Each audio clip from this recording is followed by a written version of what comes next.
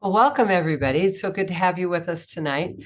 We're excited to hear from Melinda Jolly. She's always a wealth of knowledge, and a lot of that comes from training she's had, as well as things she has just been picking up and absorbing as she reads them. She's a board certified naturopath now. That's probably her most recent um, accomplishment, and she has the doctorate of naturopathy of original medicine. She's also CAHP, which I'm working on, but I'll never get there like she did, complementary and alternative health practitioner. She's certified in integrative symptoms, and she's a holistic nutritionist and natural health professional.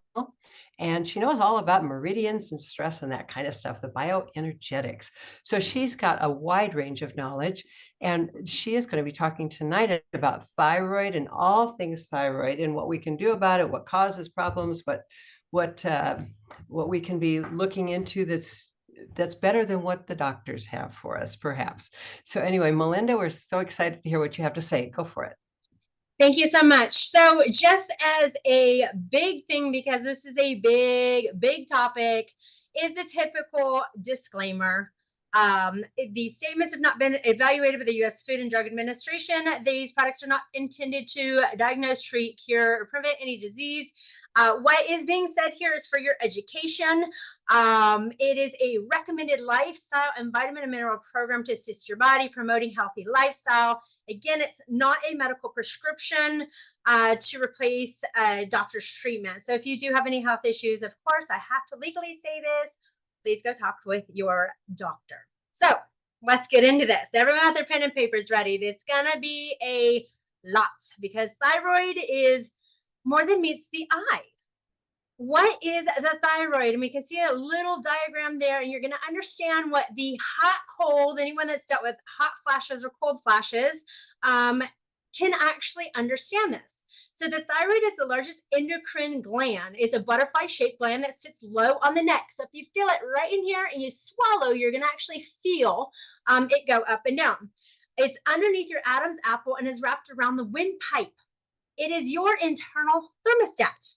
It regulates the temperature by secreting two hormones, which you'll find out about in a minute, that control how quickly the body burns calories and uses energy.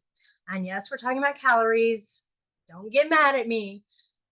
Most cases of thyroid issues are believed to result from abnormal immune responses.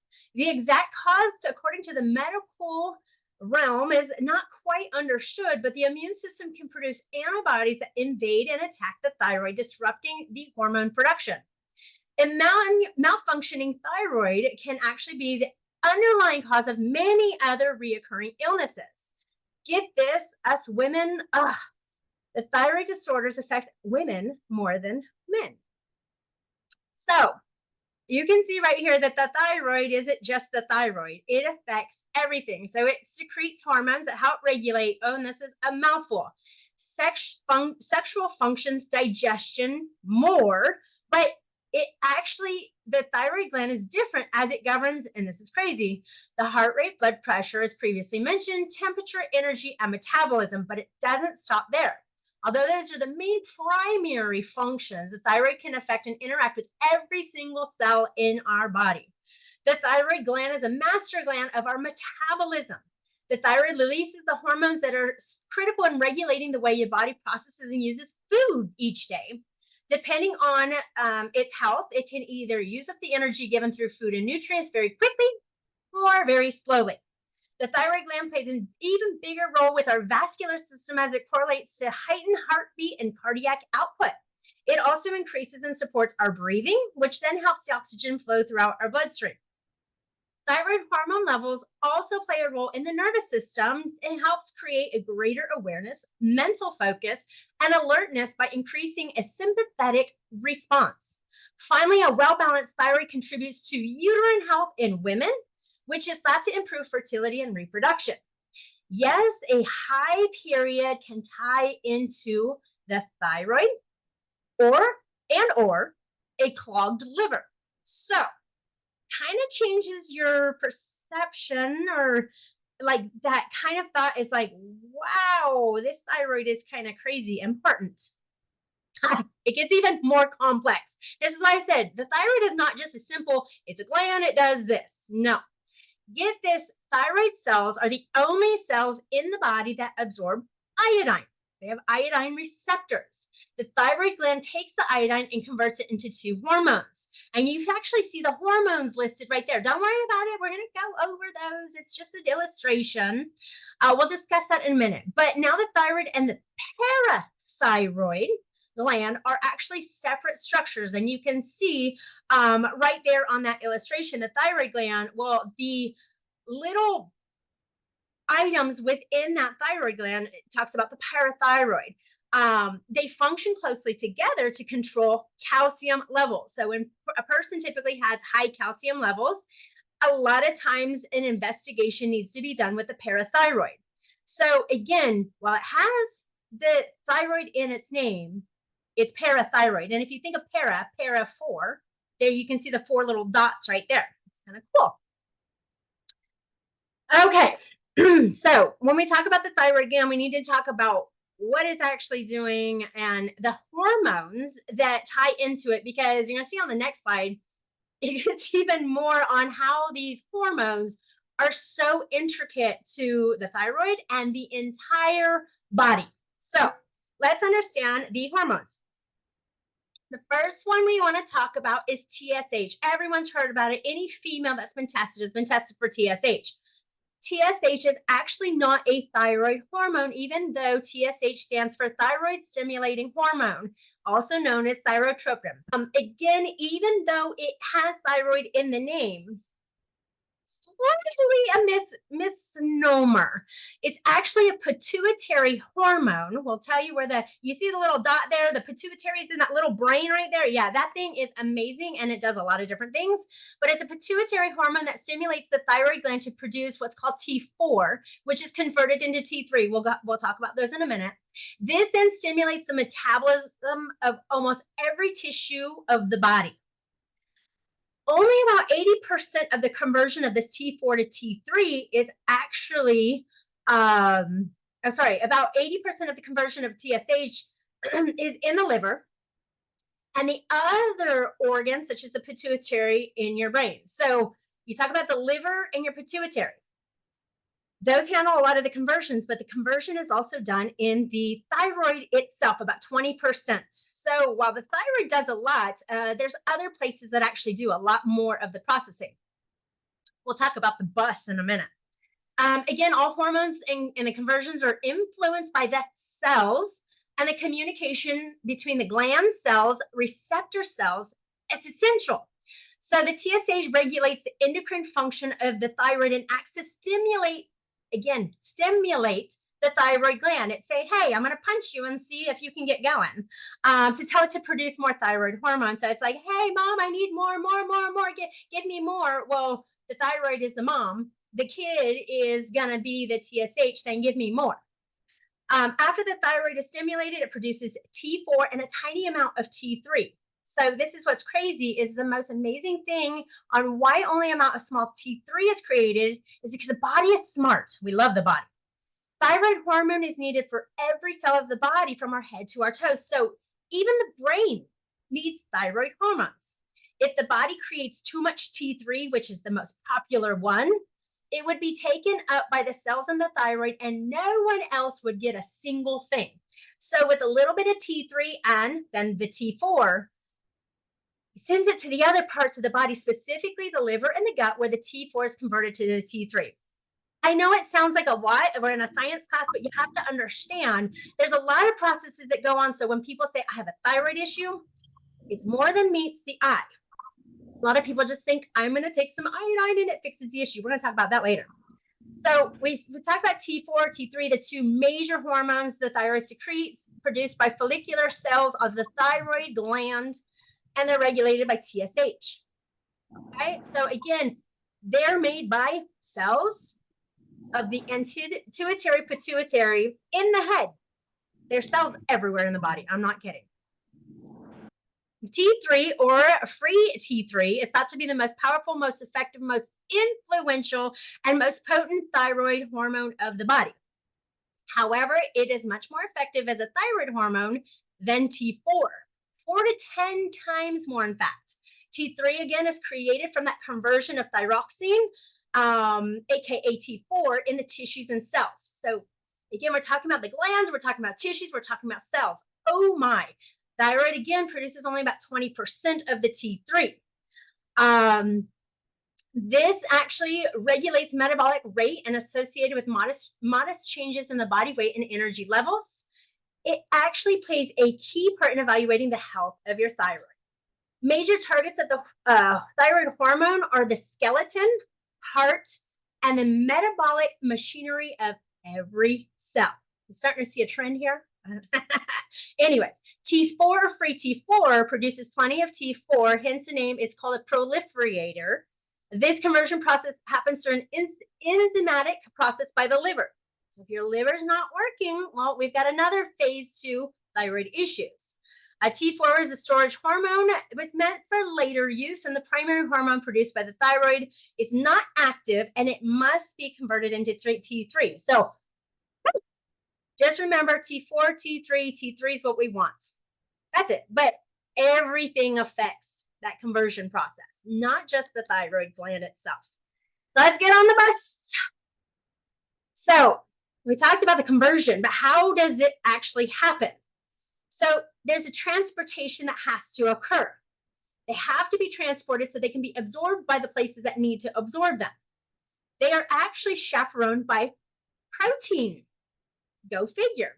So the proteins chaperone them to the places that once they get converted, they hop on those proteins and they go, let's go. Choo-choo. This is my stop. I get off here. Guess what? It goes into the cell that needs the thyroid hormones. I get off that bus. They're unbound to the proteins, which is called the free T3, T4, and they're absorbed into the cells. But get this. This affects guys too, because guys have estrogen. It's very, very interesting how many guys forget they have estrogen. The estrogen hormone and detoxification of bad estrogens can affect how much of this thyroid gets unbound. Then this hormone becomes unavailable. So if it's unavailable, but the body doesn't know what to do with it, this can actually cause estrogen surges, which can also impact how well or poor the thyroid hormones get off the bus. So we want them to get off the bus. We want them to get to the right places. But again, there's a lot of things, and you're going to see in these next slides, that can impact that whole bus. We know chronic stress and fatigue causes high cortisol levels. Even too low of cortisol levels can affect the thyroid. Infections, Epstein-Barr, Candida, H. pylori, and you notice those are all in different places of the body.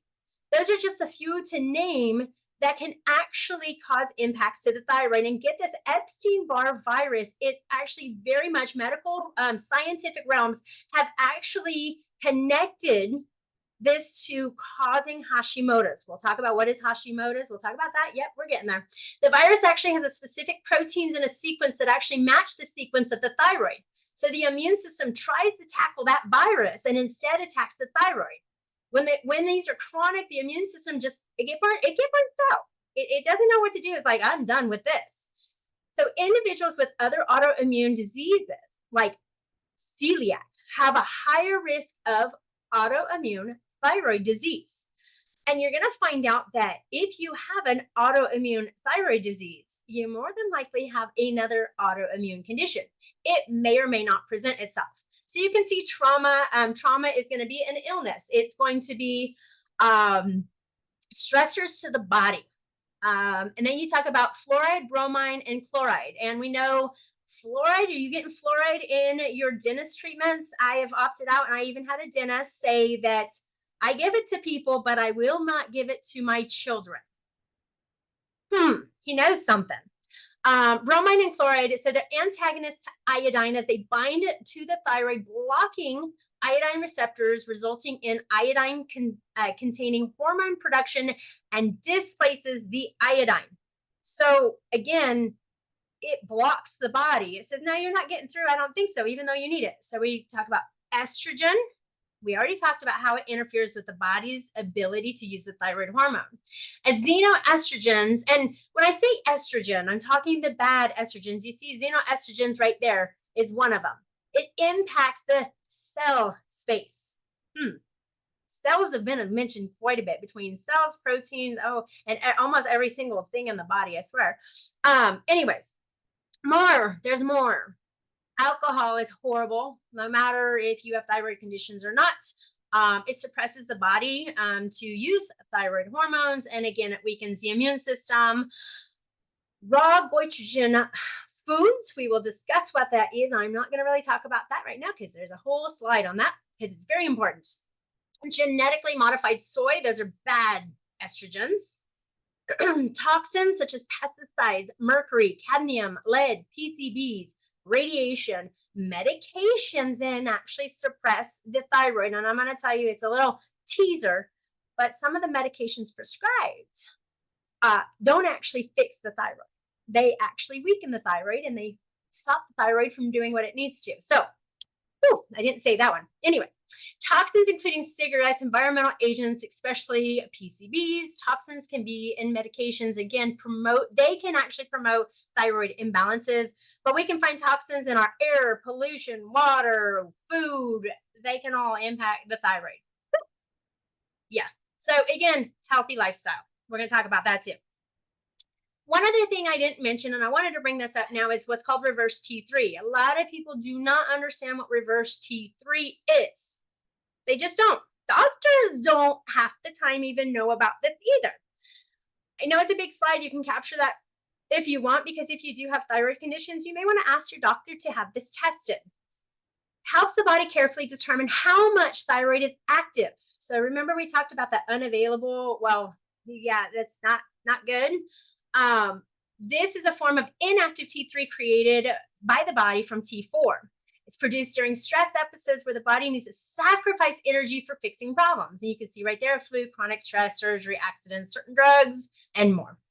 If the hormones do not convert well, it can lead to health issues. Okay. Too much converted T4 leads to reverse T3, aka RT3.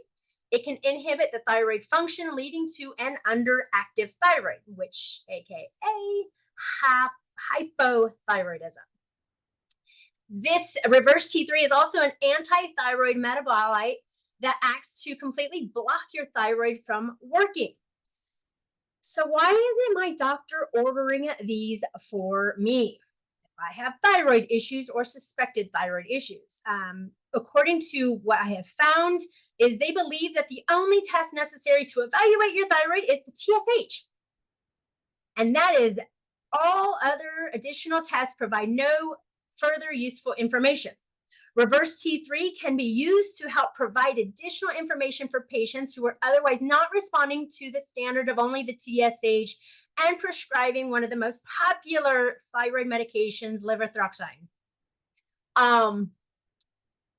When you do get, and again, you can Google this, you can talk to your medical provider on this, but when you do a thyroid test, they should be ordering TSH, T3, T4, and reverse T3. Just putting it out there, because if they're only doing the TSH, we're going to go into that. I'm getting ahead of myself. Whew, I'm getting excited here. These are more factors, and you're going to see a lot of them match the existing factors for the overall thyroid. These specific ones can actually increase T4 to reverse T3. So it's not just talking about inhibiting the thyroid, but it's actually talking about causing blocking to your thyroid. So you're going to see in here the stress, the trauma, low calorie diet, surprisingly, and we're going to talk about the food in a minute. Low calorie diets, because we're talking about energy. We need energy. The body requires energy to do so many processes, including the brain. Inflammation, toxins, infections. We talk about liver, kidney dysfunction, and certain medications. Since we know the chronic stress on frequent basic creates excessive amounts of cortisol and cortisone, they're both hormones. You think about cortisone shots or cortisol shots, and it actually says do not take these for long durations of time. It's because it actually promotes inflammation. At the beginning, it tries to help the inflammation, and too long of use, it actually works completely opposite and destroys you. Both of those will inhibit the conversion of T4 to T3, and chronic diseases also can create elevated reverse T3. So there's a lot of different things you're looking at when thyroid issues. It's not just a one thing fixes all. Hypo. Now we're going to discuss the problematic thyroid glands. Hyperthyroidism and hypothyroidism. Get this, many cases of both hypo and hyper are believed to result from, again, an abnormal immune response. Again, the exact cause is not understood, but empower thy body, and the body should know what to do. The immune system, and it produces the antibodies that invade and attack the thyroid, disrupts all your other hormone productions. And I'm not going to go down that whole list, but these are some of the more common symptoms of thyroid issues. And I'm going to tell you, just because someone has hypothyroidism doesn't always mean they're fat, doesn't always mean they're overweight. Very interesting, because I know someone that has hypothyroidism, and he was a twig. He still is a twig, but he's made a lot of lifestyle changes, and so it makes sense him being a twig. He's a twig with a bunch of muscle, so I'm just gonna put it at that. So again, lots of different issues. So when we think we got something wrong, it could be something small. It could be tied into the thyroid. Okay, we're going to talk about hyper. So we think about hyper, that's fast.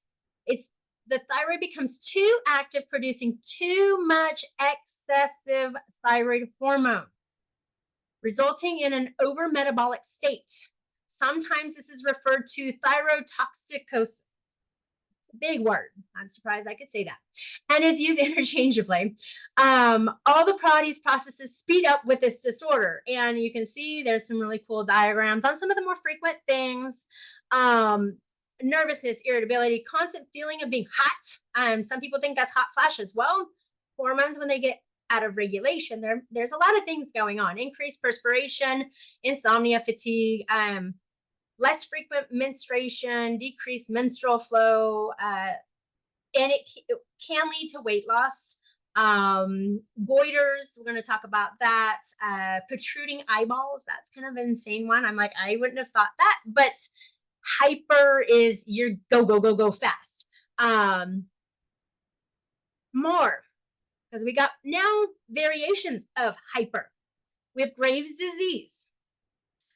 This order is where your immune system attacks your thyroid. So we just got talking about the thyroid issues and how it attacks the thyroid. So again, this is an autoimmune condition when you're diagnosed with Graves' disease.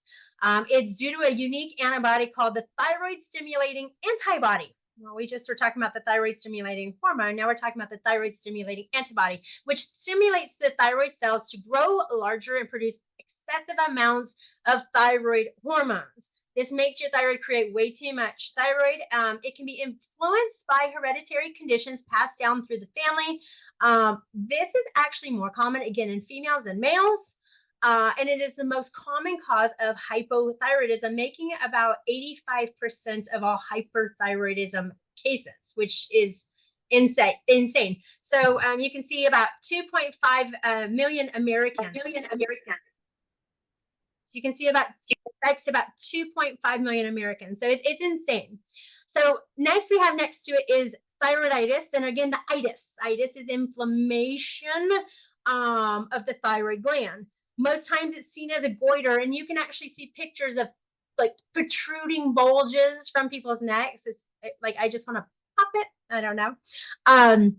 It's caused by an accumulation of white blood cells and fluid, inflammation in the thyroid gland. It leads to the destruction of the thyroid cells and eventually thyroid failure or hypothyroidism. Thyroiditis is inflammation of your thyroid gland, which may be painful or painless, which is silent. It can happen, and for females, it can happen within a year after delivering a baby. It's called postpartum thyroiditis. After you experience, your thyroid may be unable to recover, which can lead to hypothyroidism. The thyroid gland, this is very fascinating for females because the thyroid gland enlarges about 50% during pregnancy and increases the secretion of thyroxine by approximately the same amount. The placenta and pituitary both secrete thyroid stimulating hormones, and the thyroid needs some time to adjust after delivering before you test it, because after you deliver a baby, the body just literally took a dump of hormones.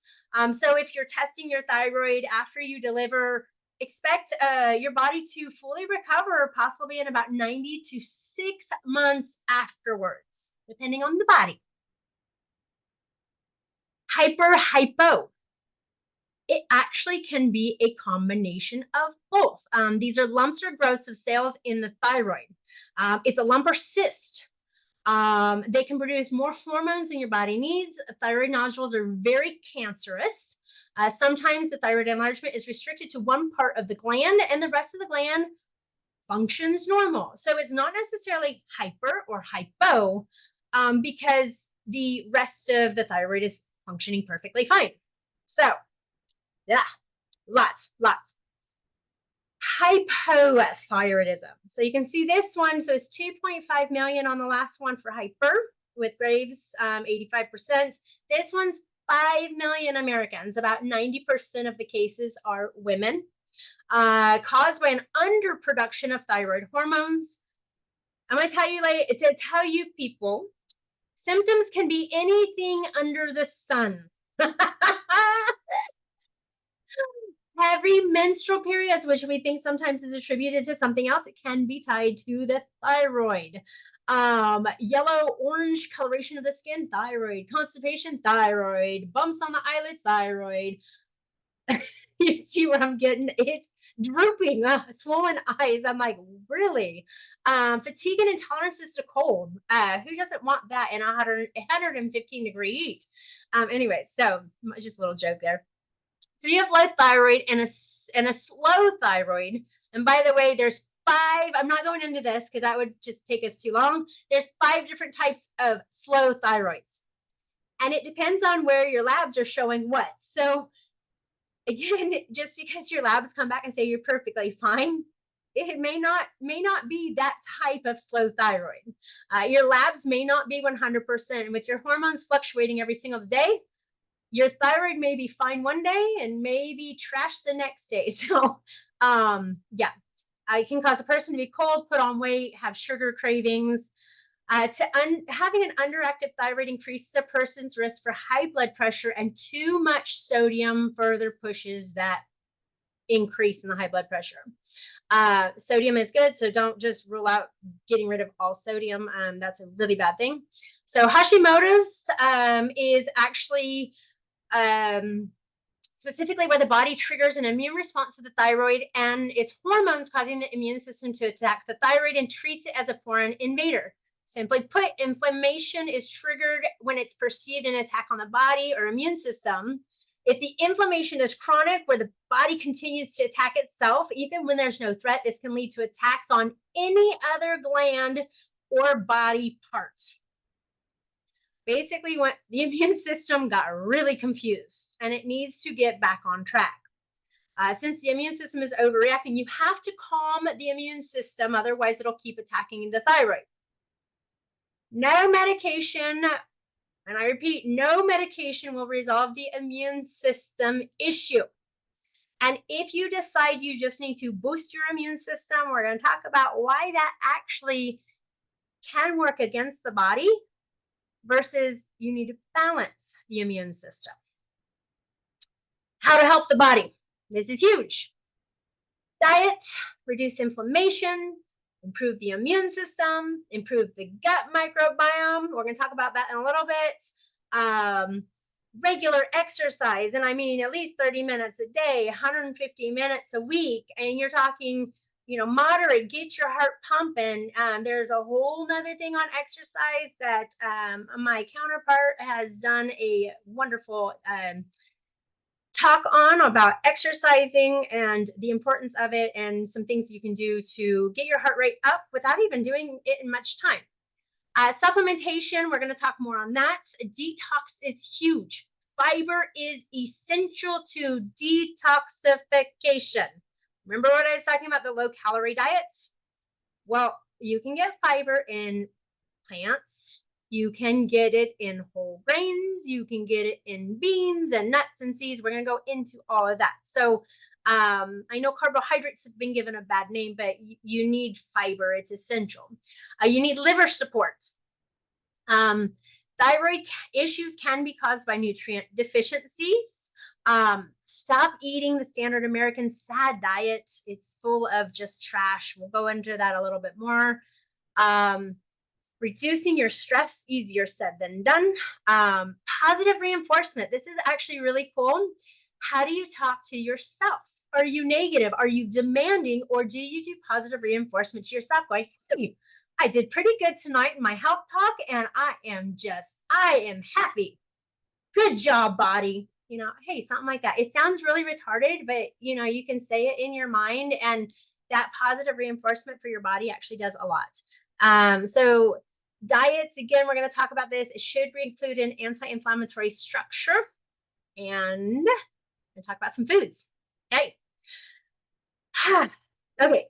These are foods that can promote inflammation. Now, I'm going to tell you, it's always a caveat.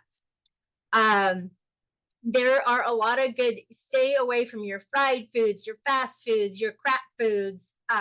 Excuse me. Any of your trash foods, things that are not actually food. These are things that you can just heat up in a bag.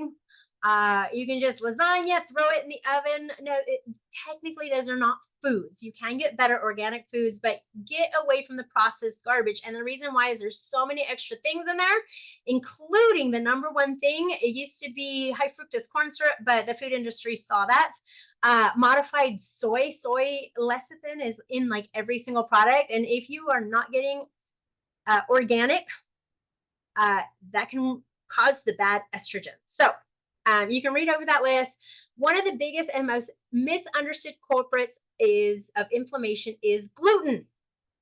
Have to touch on this one. About 2 million people in the US and an estimated 1% of the population have been diagnosed with celiac. An estimated prevalence of non-celiac gluten sensitivities, maybe about 20%. It's very, very small.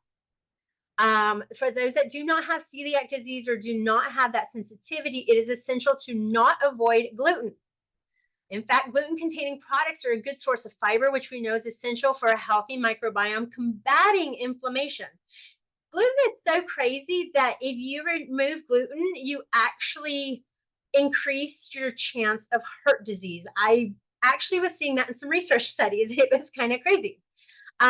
So those people who do not have the sensitivity, gluten actually may induce a temporary leaky gut and increase inflammation. So it can cause inflammation, and it's a case by case depending on the person. Gluten activates, it's called zonulin. It's a protein that regulates the tight junctions of the small intestines. And sometimes it can release particles into the gut. So you want to make sure you always get organic. A lot of the studies have been trying to identify what in the wheat is causing it. And a lot of times it's not what's in the wheat, it's what's been on the wheat. It's been how the process, like bread.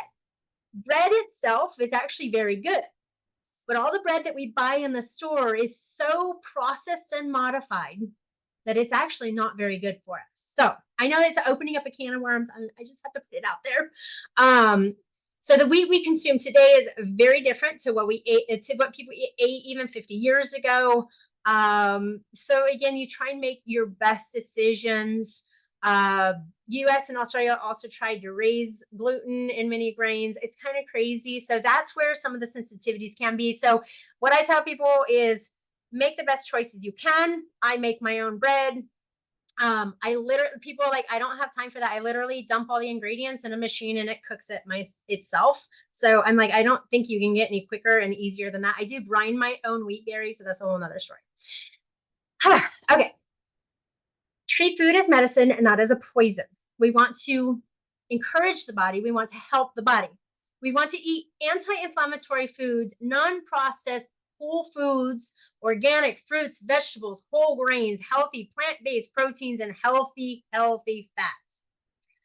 You're going to see down here diets. If you want to follow a diet, that's great.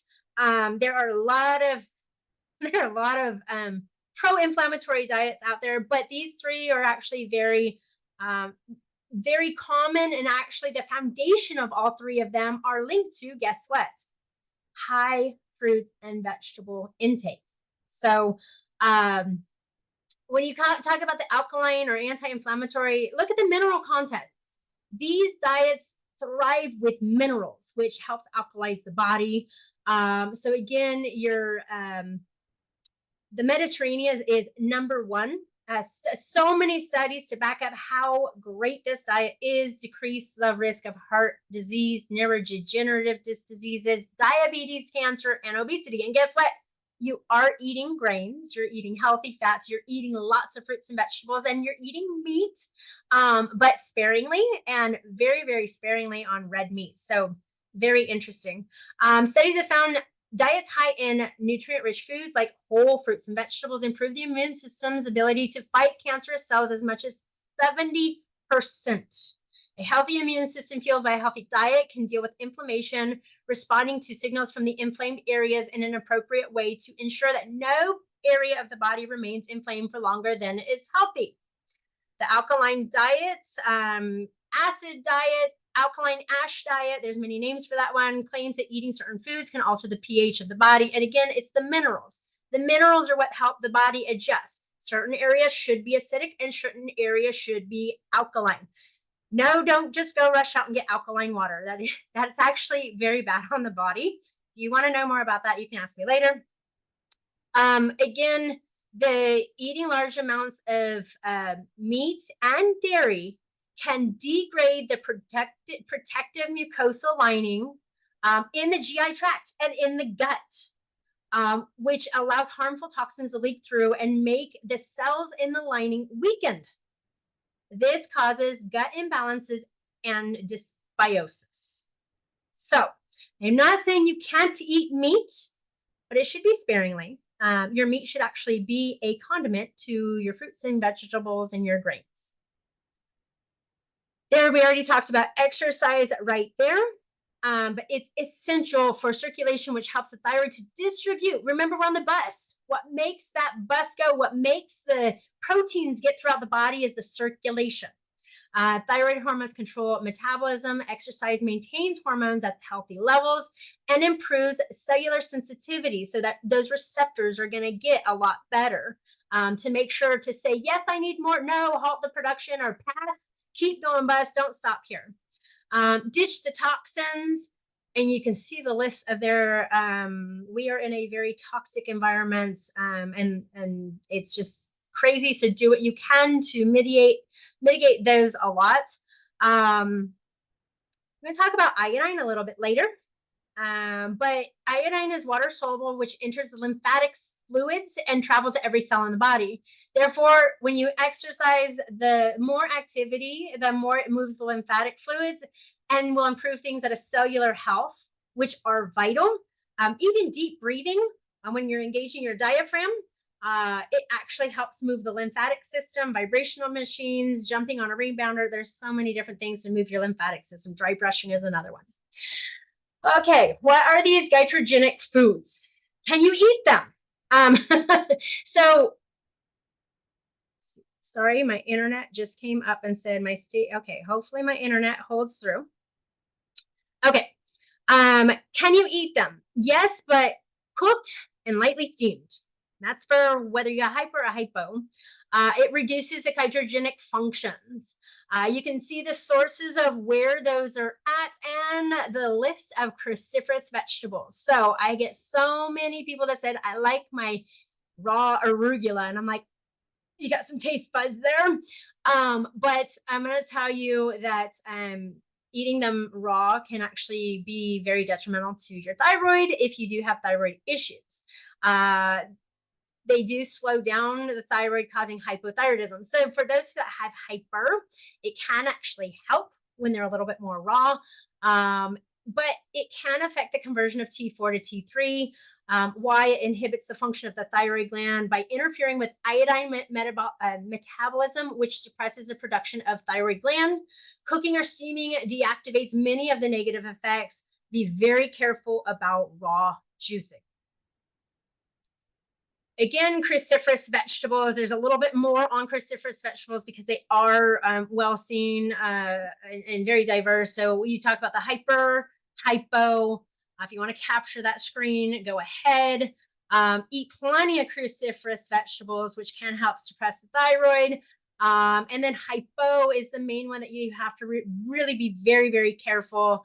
And you can see in there digestion speeds up. Avoid, there's certain products to avoid.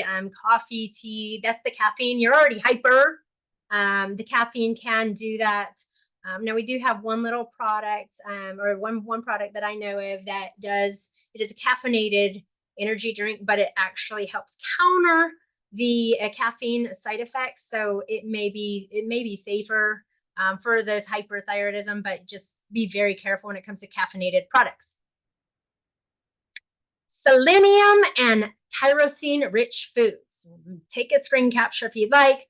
I have on the asterisk Brazil nuts because that is the most simplest, easiest thing to grab a couple of. You do not need to eat a lot. It should be no more than 2 to 3 a day. You can get toxic on them.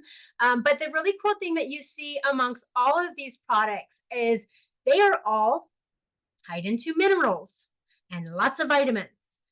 So it's really, really great. Blackstrap molasses, for people, it is a very strong, it is sugary though, but it has good sources of iron, potassium, as well as selenium. So it's just a very acquired taste. I actually use it before I go on runs just to help with my blood sugar and iron and so many other things. So again, bananas are not one of my things that I really go to for people with digestive issues. But again, there's just some good things. And again, the milk, when it comes to tyrosine, be very careful with that one. Anyways, talking about iodine, here we go. So here's some, there's others, but these are the most common ones.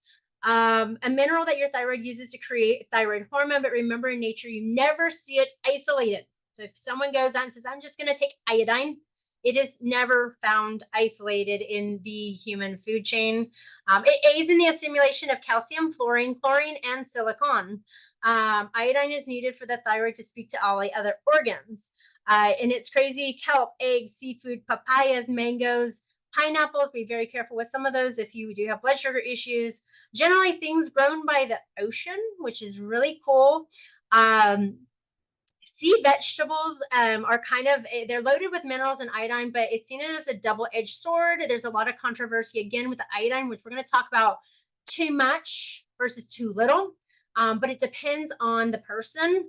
Raw foods eaten from the fridge place a large impact on the thyroid, as the thyroid must supply heat to digest it. So be very careful eating cold foods. Same with your water. You should be drinking it lukewarm. Ice is very, very hard on the digestive tract as well. Sorry, this is a big slide because it's very, very important. If you have a deficiency in iodine, it can't make the hormones. But if you have excess, it may function as a trigger for those at risk for Hashimoto's and hypothyroidism disease. And you can see why.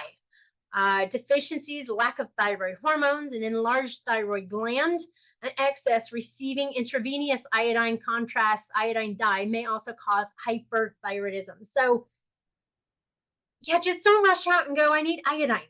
That's my only cause. There's a testimony that you're going to get to actually hear of someone that their parent thought they needed a bunch of iodine and ended up causing really bad issues because iodine wasn't the issue. So let's see. Both excess and deficiency of thyroxine can cause the disorders.